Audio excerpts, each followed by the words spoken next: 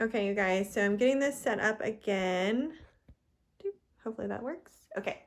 I'm going to do just an example for you here where I'm going to walk through the whole problem step by step. Um, like I said, there is another video that sort of does this, but it already has everything there, and I'm just like sort of talking about the different numbers. So this one, I have my pins. I'm going to be actually doing it with you. If you want to follow along, that would probably be a great idea. So you would go ahead and have this set up. We're looking at the correlation between the number of emails you get in a day and your stress level. And this is very pertinent to how I've been feeling lately. So I feel like I'm here. Okay. Where 200 emails a day, I mean, really, honestly, it might be more. I don't know. And my stress level's at a 9. So we're going to pretend that stress is just measured on a 1 to 10 scale just to kind of keep it easy for us. We are going to be following along with our correlation formulas. So you might also want to have those out in front of you. I don't have really any space to write them up here as well. So just make sure you have those in front of you so that you can really follow along with what exactly is happening. If you remember, our first new formula is the covariance formula. Okay, and the covariance formula, on the top part of it, it has an x minus the mean of an x multiplied by the y minus the mean of the y. And that's two columns here that are basically going to get multiplied together. Okay, so those columns are going to get multiplied together, which is an important point that you'll see as we keep going. So obviously, if we're going to need to multiply those columns together, then we need to have the means for both of our variables. We need the means for the mean for the number of emails, and we need the mean for stress.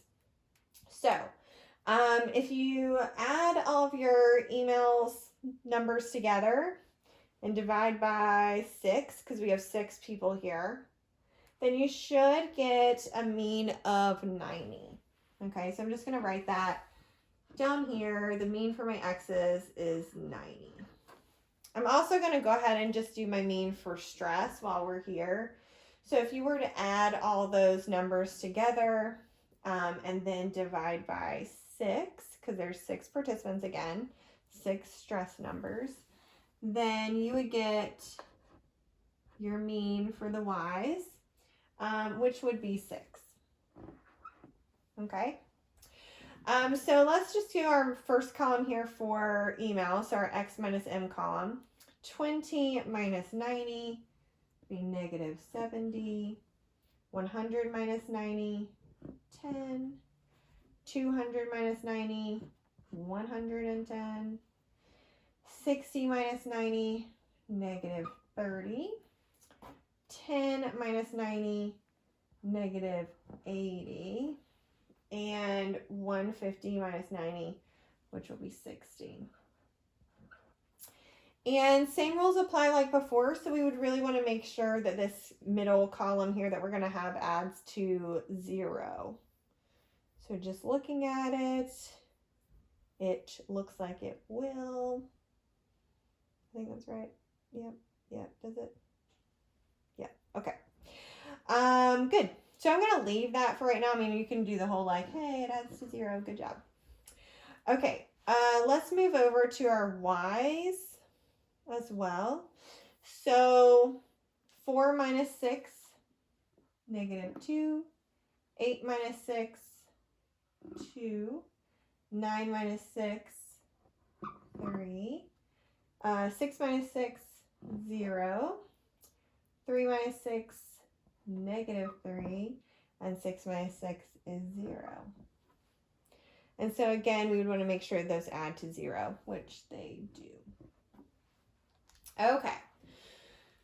All right, so here's sort of the tricky part.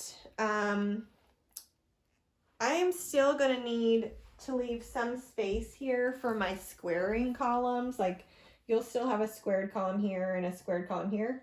But I actually need to have like another column way out here where I multiply together the x minus m and the y minus m numbers.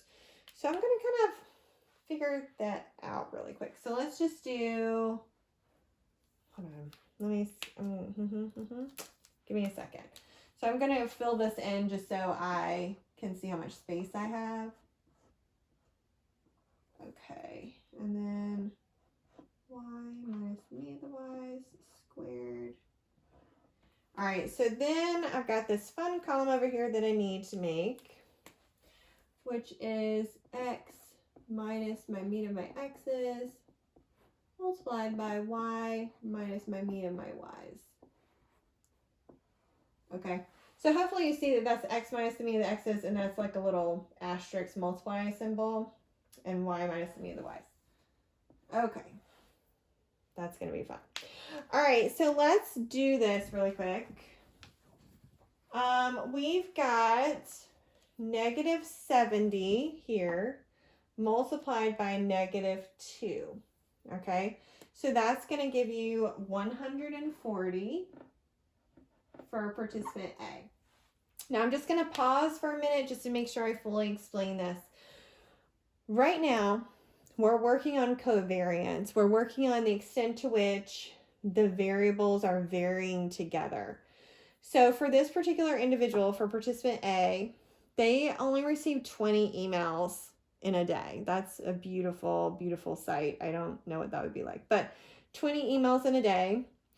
The mean number of emails for this group is 90. Okay, so participant A is like below average on how many emails they get. All right. If you come over here and look at their stress, they have a stress of 4. The average for this group is a 6. So they're also below average on stress, okay? Below average. They match, okay? So that's evidence right there for participant A, we're seeing, yeah, like that kind of goes together. Lower emails, lower stress. And so because they match, we should actually see a positive product over here. All right, so negative 70 multiplied by negative 2 will give you a positive product of 140. Okay, so we're going to sort of see this as we go through the numbers. So we've got 10 and 2. These are both positive numbers, so their participant B is above average on both. They're above average on emails, they're above average on stress, and so we're going to have a positive product here of 20. Participant C is definitely still above average, so they've got 110 multiplied by 3, so they're going to have 330. Okay. Negative 30 times 0. Now, these don't exactly match. I mean, you've got this person's below average on emails and average on stress. And what ends up happening is that because you got this 0 here, negative 30 times 0 will be 0. So you just put a 0 right there. Negative 80 times negative 3. Below average on emails, below average on stress. That'll give you a positive product of 240. This is a match. And then down here, we've got a 60 and a 0. So we've got a situation again where they're above average on emails and average on stress. So that 0, that 60 times 0 is going to be a 0. Okay. So when you're thinking about your covariance formula, you've got x minus m times y minus m. And so you did that. You took your x minus m column, you multiplied by your y minus m column. Good job. But now you have to add up the numbers. So here are our numbers, and we have to add them together. All right, so we're going to add them together, and when you add them together, you should get 730. Okay. So 730, and I'm going to come down here and just finish out this covariance situation. So we've got our covariance formula, little symbol looks like this. Okay, we're going to take the sum of these x minus m times y minus m things. So that's 730. And we're going to divide by n minus 1. Okay, so our n here is a 6. We have 6 people. So dividing by 6 minus 1 or dividing by 5. So 730 divided by 5 will give you 146. Okay, so that is the covariance here. Good job. So that was your first formula that you had to do. Now, obviously, you know more is coming because, like, look, there's all this space here where we know there's stuff that's supposed to be here. If you'll take a minute and go back and look at your correlation formula, you will see that the correlation formula involves the covariance, which we found, but it also involves the standard deviation for your x variable and the standard deviation for your y variable. So in order to find the standard deviations here, we have to finish out the variances and then take the square root of the variances to get the standard deviations. So that's what we're going to do. Bear with me on the emails one because it's a big one. Squaring these big numbers is a whole lot of fun. So negative 70 squared will give you 4,900. Okay. 10 squared gives you 100. 110 squared will give you 12,100. Negative 30 squared will give you 900. Negative 80 squared will give you 6,400. And 60 squared will give you 3,600. That's a lot of fun. Okay, so if you remember from our normal variance formulas, you square all your numbers, then you're going to add them up. Okay, so if you add all of these up, you should get 28,000. Okay, 28,000. Okay, so I'm just going to bring my little variance calculation down here. All right, so we've got variance, and let's see here, what am I doing? So we've got our 28,000 divided by n minus 1. So that hasn't changed. We're still doing n minus 1, so 6 minus 1. And when you do 28,000 divided by 6 minus 1, you'll get 5,600. Yay. Okay, but that's not the end. So that's our variance, but we still don't have our standard deviation. All right, so we still need that standard deviation here. So for my standard deviation, I just need to take the square root of 5,600.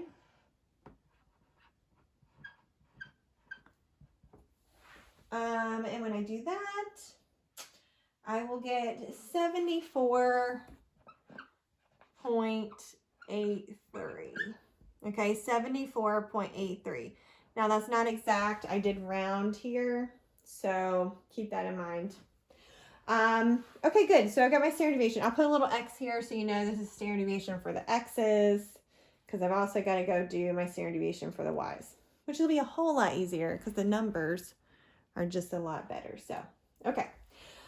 Let's square these. Negative 2 squared will give you a 4. 2 squared is a 4. 3 squared is a 9. 0 squared is a 0. Negative 3 squared is a 9. And 0 squared is a 0. Okay, so I have 44909 and then 0 again. So I need to add all those together. And when I add them all together, I should get 26. Okay, so when I'm calculating the variance for my Y's, oh, I forgot to put a little X over here. Okay, for my Y's, I've got 26 divided by n minus 1, so 6 minus 1 again, so divided by 5. And when you do 26 divided by 5, you should get 5.20. Okay, And of course, you're going to have to take the square root of that because, again, we need the standard deviations here. So my SY is the square root of 5.20. And the square root of 5.20 is 2.28. Okay, so 2.28. Just checking the camera, make sure you can still see everything. All right. So last thing I'm going to put on here is our correlation. Like we have everything we need to solve the correlation. So we're going to do that. Okay, so remember your correlation is your R symbol. So we're going to take our covariance, which we found earlier up here, and that was 146 divided by our two standard deviations multiplied together. So I've got 74.83 and 2.28. So I've got 74.83. I'm just going to put that in parentheses and do a little multiply symbol so you know what's happening. Multiply by 2.28. So when I do this, I multiply these first and get that value. And when you do that, you'll get that those two things multiplied together is 170.61. So if you do 146 divided by 170.61, you should get a correlation of 0.86. Okay, so that correlation is pretty strong, and it's positive. Okay, so what that means is that as the number of emails goes up, your stress goes up, or obviously as the number of emails goes down, your stress goes down. So I would imagine that that correlation of 0.86 is going to be somewhat significant. I mean, it should be significant as long as, you know, the fact that we don't have that many people doesn't hold us back too much. We'll see. So we actually have to test that. I mean, we can look at this and we can say, okay, it looks like it should be significant. It's a pretty strong positive correlation, but we still have to test it. And you guys, that's where the T thing is going to come into play. So that's going to be important. We got to turn the R into a T so that we can test and see if it is going to be significant. So what I'm going to do is I'm just going to erase sort of this top portion, and hopefully that should be enough for us to see everything that we need to see for the is it significant or not stuff. Ooh. A larger eraser would probably be nice, but that's okay. We're making do, friends. All right. Just take this moment while I'm doing this to check all your own work. Make sure you are doing it correctly and you don't have any questions. And if you do have questions, go back and sort of look at what has been said in the video. Maybe it'll be cleared up. And if it's not, you can contact me and I will help. Okay, next time I'll bring like a eraser or something.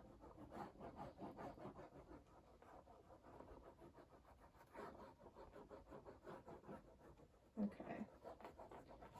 All right, so trying to clean up these little spots here. All right. So our T formula, this one, you already know this one's going to be really fun. So I'm going to put it out like this. T equals. Our correlation was 0.86, and that's the only thing that's in the numerator for this T formula. Okay, remember the denominator is just going to be really big.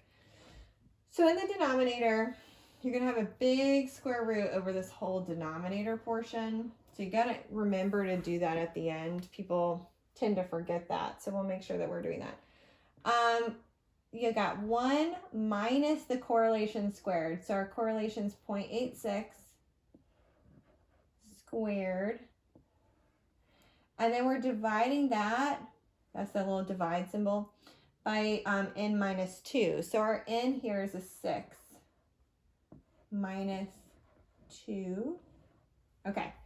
So what I do is I tend to do this in parts, just to make sure that I don't forget anything. And honestly, trying to put the whole thing into your calculator at one time is almost doomed to fail unless you do all your parentheses exactly correct, which is challenging here because there's a lot of parentheses that you would need in your calculator that are not seen here. So what I'm going to do is I'm going to just start with my squaring. So 0.86 squared is going to give you 0.74. Okay. So then I've got parentheses here. So I'm going to do 1 minus 0.74. And 1 minus 0.74 will be 0.26. Okay. So then on this side of the divide line, I have 6 minus 2, which is a 4. So I'm going to put that over here. So I've got to do 0.26 divided by 4. And when I do that, I should get 0.065. And that is rounded, I think. Okay, so when you do that, you need to not forget that you also have to take the square root. Remember, don't forget about the square root we've got up here. So when you take the square root of 0.065, you're going to get, I think it's 0.255, or maybe it's 0.2549 or something, but I ended up rounding it to 0.26, okay? So 0.26. Now that is not your t, okay? That's the denominator for this whole situation.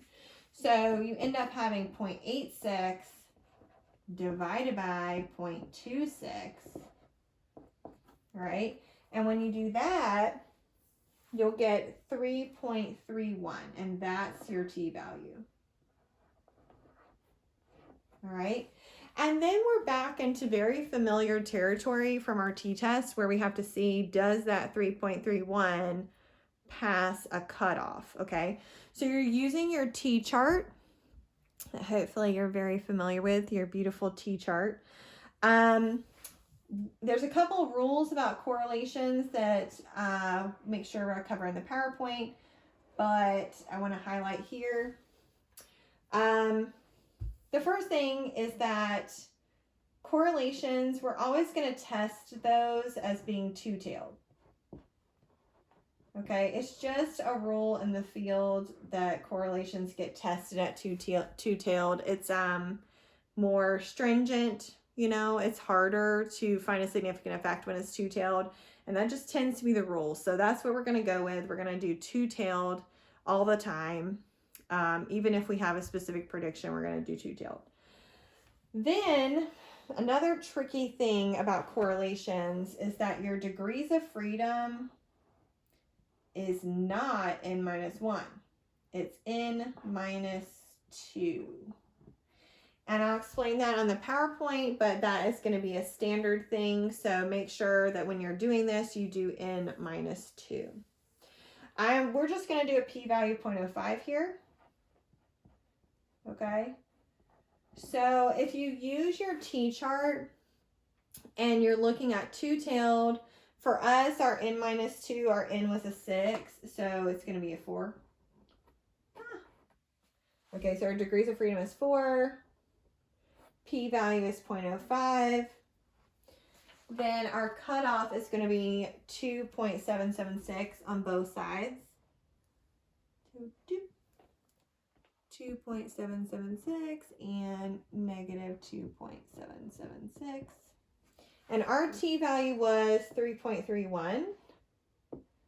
So it passes the cutoff. So we would say that our correlation of 0.86 was significant. Okay, so our correlation of 0.86 is significant because the t version of that correlation passed the cutoff.